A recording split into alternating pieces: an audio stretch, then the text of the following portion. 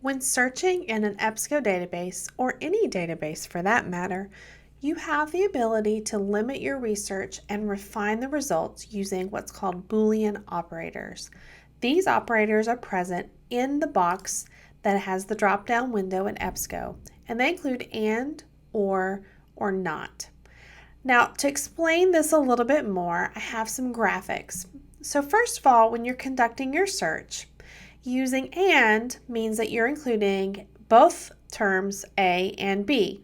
And so you're only going to see where the materials overlap. In this case, we did vegetarianism and obesity. We're only going to see the articles that include both terms. That's using and.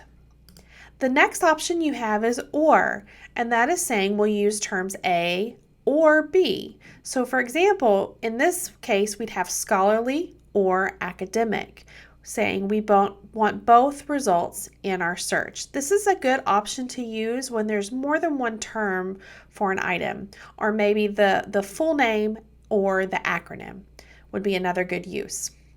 The last option is not, and this says we want A, not B. So in this example, we want bears, but not Chicago. So we keep the animal and we lose the sports team. So these limiters can be used to help you narrow your results.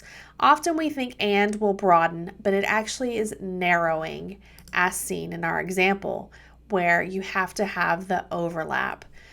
And is the most frequently used Boolean operator. So if I was doing stress and anxiety, you'll see that when I conduct my search, it is going to include both terms in the result list.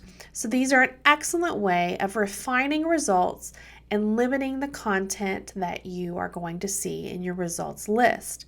We encourage you to view the other tutorials available in this EBSCO series or other tutorials available on McKee Library's YouTube channel for more information and best practices for researching and navigating EBSCO databases.